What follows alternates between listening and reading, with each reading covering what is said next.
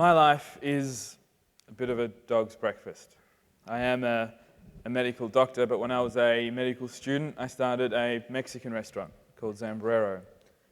And we expanded this business, and I learned how to run a business, how to train a staff, how to get logistics to the corners of this country, and how to make the logistics of a business work. We did well and then expanded our horizons past burritos and went into alternative energies and biotech and a few other industries and new brands, and it allowed me to pour a lot of passion and some money into something that I'm also very intrigued about, which is education. And to this end, we were able to build 15 schools in the Asia-Pac region and reintegrate it into the national curriculum. So I find myself a Scottish-born Australian doctor with Sri Lankan heritage, now running a chain of Mexican restaurants and doing aid work in places like Sri Lanka and East Arnhem Land here in Australia. So I guess my life is a bit of a dog's breakfast. Today I wanted to take a Jobsian approach and just talk about 3 stories. No big deal, just 3 stories about why my life is such a dog's breakfast and what I've learnt from it so far. The first story is about education, adventure, and scabies. And this story was set in the leafy green villages near Galle in Sri Lanka, and this is where my mum was born. And she was born into a very humble beginning. She would walk with bare feet to a school that had no walls, and she would work in paddy fields during the day so she could study under a kerosene lamp at night time to get an education. At the age of 8, her father, my grandfather, lost his job, throwing a family that was worth about as much money as the clothes on my back today into financial ruin. And she struggled on, and the fateful day that she got her Year 12, or the equivalent O-level, A-level results, back, she raced home to see how she went, and my grandfather had beaten her there and had the piece of paper in his hand, which he studied solidly with a tear running down his cheek. And immediately she thought she'd blown it. She thought that a life outside of the village had completely vanished and she had failed her exams. The truth was, she not only topped her school, but she topped her entire district, and my grandfather was crying because he just couldn't work out how to send such a talented kid to university. He just couldn't afford it. Being a good news story, she got a scholarship to study economics in Colombo, as she lived her life by the motto, expand your life to the limits of your mind and expand your mind to the limits of your life. And she topped that, and she got another scholarship to do her honours, which she topped. And she got another scholarship to do a master's, which she topped. And she got another scholarship to do a PhD in the UK, which she completed it, and I was born. I was kind of spat out into the cold Scottish winter. And I was born into a completely different world to the one that my mum was born into. I was born into a world where everything was possible. Anything I put my mind to was achievable, and I owed it all to a free education in a remote part of the developing world.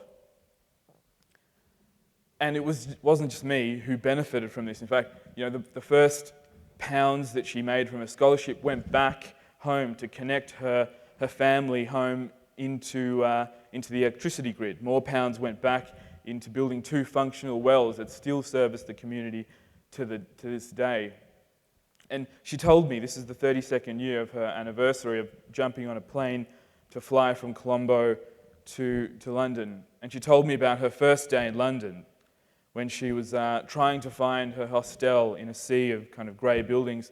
She finally found it, and she unpacked her stuff and then went to a local grocery store and convenience store to buy her dinner. She bought some raw chicken and took it back to her hostel, and having never seen a gas stove before, she actually filled up her sink with hot water and put the raw chicken and submerged it until it turned white, where she reasoned it had been cooked, and that was her first meal in London. And I thought about this. Being an optimist, I'd like to think that if she was born in the same place, to the same means, that she could get to the same ends that she has today. But being realistic, The chances are, in a world which has moved, as we all know here, so much and so quickly by technology, the chances of someone like that going to university is now stifled. This was echoed by the United Nations. Ban Ki-moon talked about the digital divide that existed, that stopped kids from traversing through primary, secondary, and tertiary education. And again, I saw a gap to try and help. I think this is what entrepreneurs aim to do. And I jumped on a plane after making a bit of money in my private business to Sri Lanka with the reckless condescension that my people needed saving, notwithstanding that my people never asked to be saved. But still, I arrived there with a checkbook and a spirit to do good, and I tried to learn this game of aid work. I learned a lot, and I realized it wasn't just a fluffy sport, it was a full-body contact sport. And if you're going to do aid work, you have to understand a few truths. The first lesson I learned was that just because people are poor, it doesn't mean that they are good. And poor people can rip you off just as rich people in the middle. And if you're going to run an aid organisation, you have to run it with the same rigour as any private business. The second lesson I learnt is it was very important to understand and examine what is the difference between a basic human right and a basic human responsibility, and the clean line between the two. It's important to understand that in yourself before you embark helping people, because if you get that line blurry or mixed up, you can actually hurt the very people that you're trying to help. The third lesson I learnt was working in intensive care units. And I remember patients who'd be wheeled in and they would be staring up at us from their beds after being told in the wards by a nurse that they'd had a heart attack. And you could look into their eyes and they were desperate, completely desperate for your help. And then we as doctors would lean in and whisper in their ears, "It's probably time to stop smoking." And in an instant, we'd watch these guys stop smoking after years of their friends and family and GPs telling them to stop. It was only when they were truly desperate that they actually held onto your agenda. And I knew these were the same eyes that we saw across Asia Pac. Kids that were so desperate that they needed your help in terms of financial support, so desperate they needed healthcare, so desperate they needed an education. And for me, it was very important that if we were going to work with desperate people, that we would have no agenda, no religious agenda, no financial, no political agenda, because it is so easy to change someone's worldview when they are desperate.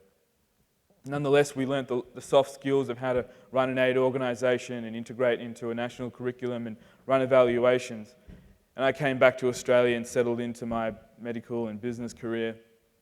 And then I was inspired by one of my mentors, a guy by the name of Professor Frank Bowden, an amazing infectious disease professor who had an amazing feather in his cap.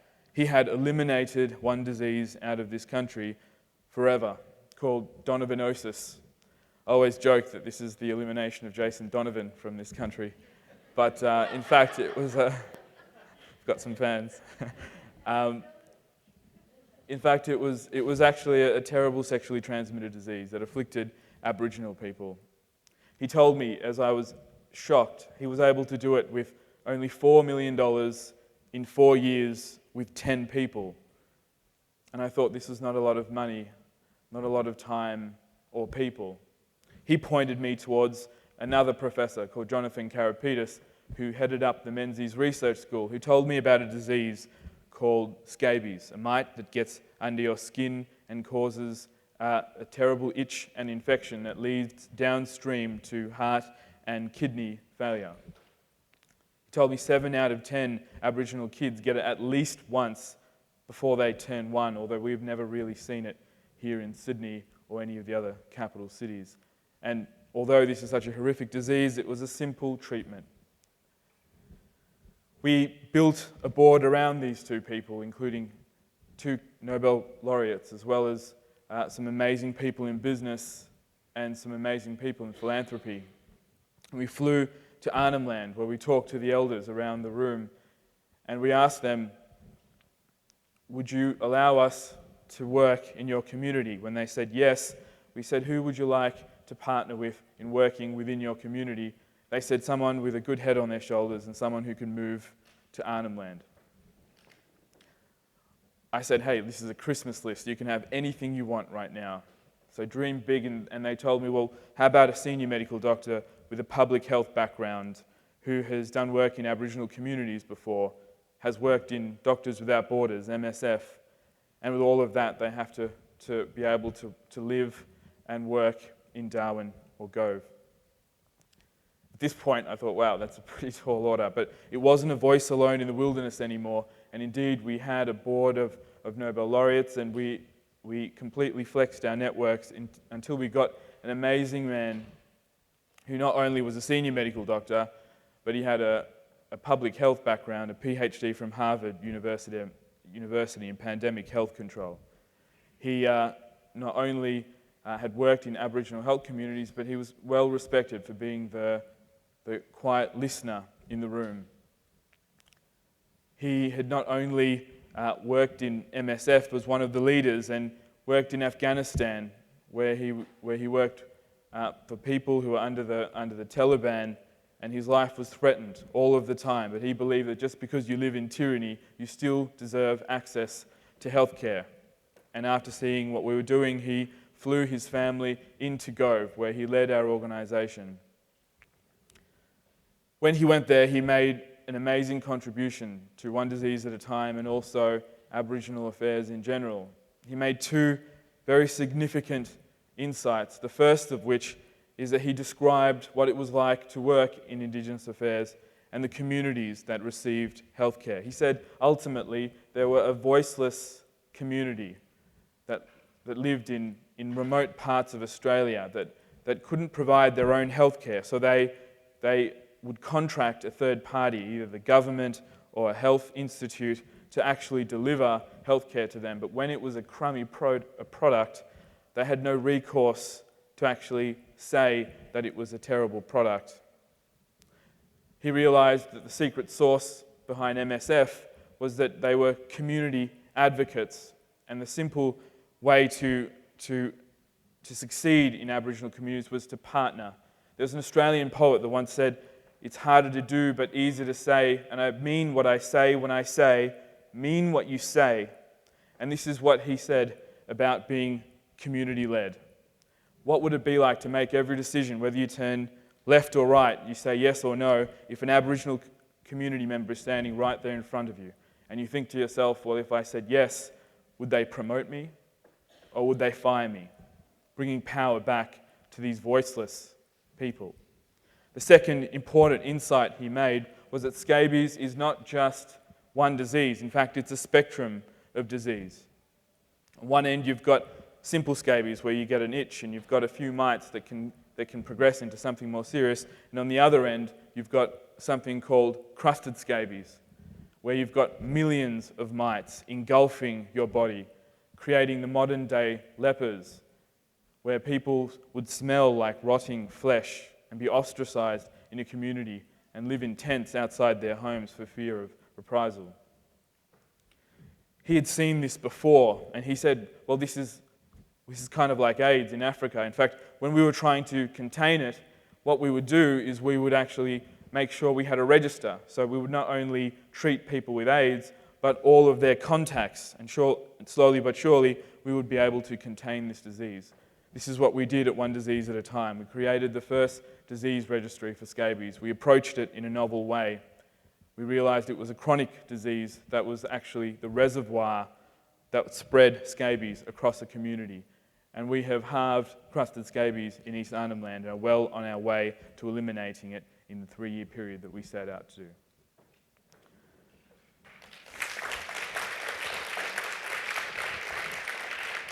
Thank you. The second story is about Bunnings, infertility, and burritos. This story was set in Canberra when I was 21 years old and starting my first business, and I didn't have a lot of cash. So I wanted to build the first Zambrero restaurant, and I needed to do a lot of things by myself to save costs, one being painting. So I went to a Bunnings warehouse, and I walked into a paint department, and this guy knew everything about paint. he knew about the Pantones, and he told me how I could save money on my feature wall by having a tinted undercoat. And I said, wow, you know a lot about paint. Do you have like a PhD or something like in it? And he said, no, I don't even work here during the weekdays. I'm only here of a weekend, so my wife and I can save up enough money to have IVF. We're having trouble getting pregnant. And I said at that point, being a final year medical student, tell me all about it. And we talked for an hour at the aisles of Bunnings discussing his infertility issues. At the end of which he wished me well, and I went on to paint my first Mexican restaurant. 6 months after opening trading, another man came to me and said, I would like to franchise your business. I believe in this Mexican wave, and I would like to get in early. I said, perfect, let's do it. And then he went away to his lawyers and accountants and did the franchising paperwork and the legal dance that went on. He came back 2 weeks later and he said, my lawyer said to me that, number one, you've never run a business before, let alone a franchise. Your franchise has only run for like 6 months, and this is going to cost a lot of money, and you're still a 21-year-old punk medical student. And winded. I really felt that. And it continued on. I mean, it wasn't, and I realized that, it wasn't just that. It was trying to juggle learning the brachial plexus and still the franchising code of conduct, and all of these would vanish in the vast swamp of my colleagues in med school who would say, why is he doing this? But still, we went on, and 3 weeks later, the same guy came in and said, screw it, let's do it. Let's open up the first franchise, after he'd seen my business perform well, and he did, and he made a $1 million restaurant. And after knowing him for a little while, I said, why did you do it? Why did you go against your legal and accounting counsel? And he said, well, that guy who served you paint the first day you painted your restaurant. Well, you didn't know him, but he's my best friend. And when he heard about what I was doing, he said, sure, I know that guy. I spoke to him for an hour. I didn't get to know him well, but I trusted him. So that was good enough for me. So I signed the check. And that was the first franchise. And then the second and the third, built more company stores and expanded across the state. And it changed my business trajectory and my trajectory in medicine and trajectory in aid work. And I owed it all to that simple conversation. And I think that as human beings, we engage in this magical thinking. We think, hey, maybe this kind of angel was plonked in this Bunnings warehouse on this faithful day. I think that we all are inclined to think like that. I think the truth is more fantastic than that, and that is that if you have a dream, if you're inquisitive and ask the second question of people and ask about what they're passionate about and engage with them, the people who can help you achieve this dream are everywhere around you, every minute of the day, every day of your life. The third story is about an old vintage car chasing your dreams and Argentina. And this started in a supermarket car park where I was buying my groceries, and I was putting it into the back of my car, and I couldn't help but notice this really strange, eclectic, interesting car. It was an old vintage car, so old that the wheels were made out of wood and steel, and the car was raised up quite up highly off the ground, but it wasn't ostentatious. In fact, the whole car was covered in South American flags. And I thought to myself, this is quite strange, and I saw in the corner of my eye a little backpack that was outside of the car. I thought it belonged to the car, so I took it and left a note on the windscreen. I said, I think I've got your backpack. I'm not quite sure. I didn't want to leave it in this busy grocery car park. So give me a call if it's yours, and I'll return it. A couple of hours later, I get a call, and this guy says, I want my backpack back. Bring it back. And I said, sure. And so I returned to that car park, and out of nowhere, this guy came to me and said, hi, my name is Herman, and this, pointing to his wife, is my wife, Candy. And my dream was to take that vintage car from Argentina all the way to Alaska. I thought, geez, what a way to introduce yourself. And immediately I knew that this guy was so full of life and energy, and I sprung at the opportunity to take him out to dinner. I said, I know this great Mexican place. And he obliged, and we had dinner, and I was sitting opposite him, asking him questions about his voyage. He told me about his expedition, where this vintage car had traveled from all across the Americas, from Argentina to Alaska. And it was actually featured on 60 Minutes that week. And it's a compelling story. It's on a website that I'm sure you can all put links onto. I think it's argentinatoalaska.com or hermanandcandy.com. One of them could be a porn site. You might want to check that. So, nonetheless, he told me about this epic adventure of how this car would break down every second day, how it was really, really hot and really, really cold, and he had a baby on the back of it in Alaska, how it kind of perched precariously on a boat as it went up the Amazon, and how he ran out of gas and money. And I said, wow, you must be like Bear Grylls, like, really good with your hands and be able to fix things and make an engine work with your teeth. And he said, no. And I said, well, how did you do it? I mean, are you independently wealthy? Did you have a lot of money when you went into this? And he said, no. And I said, you must have had like heaps of friends kind of like peppered throughout the Americas who helped you along the way. And he said, not one. I was getting frustrated at this point. I said, well, how did you do it? How did you make this journey work? And he said, it was simple. Whenever I came across a stranger, I would say, hi, my name is Herman, and this is my wife, Candy, and my dream is to take this vintage car from Argentina all the way to Alaska. He continued on. It was something strangely philosophical about his approach to this journey, and it indeed changed my life. He said, what is the opposite of black? I said, white. What is the opposite of day? And I said, night. And he said, what is the opposite of people chasing their dreams?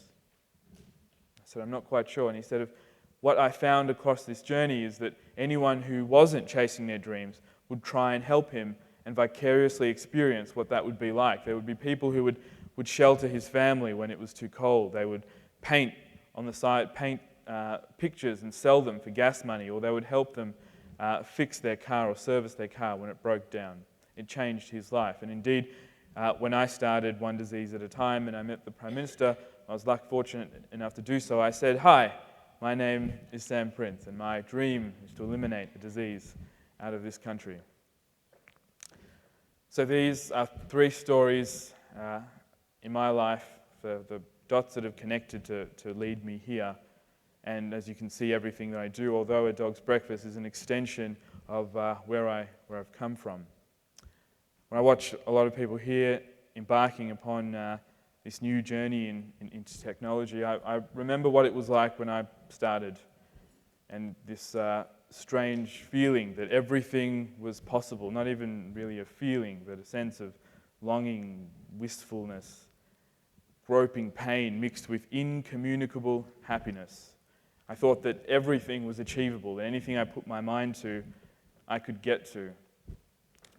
And it's not in our nature, nor that of any human being, to start out by spitting in our own face and damning existence. This requires a degree of corruption that differs from person to person. I find in my journey in medicine and in aid work that some people give up because of the slightest touch of pressure. Some people sell out.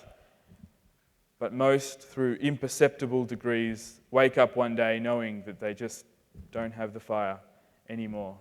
And all of these vanish in the vast swamp of our elders who tell us that there is a certain sensibility in losing our values, that there is a certain practicality in abandoning our ideals, that there is a certain sensibility in losing self-esteem. Yet some hold on knowing that this fire is not to be betrayed, learning how to give it shape, purpose, and reality. And no matter what our futures, at the dawn of our lives and of these journeys, we believed that big things could happen, that we could connect the world, and we believed in life's potential. Thank you.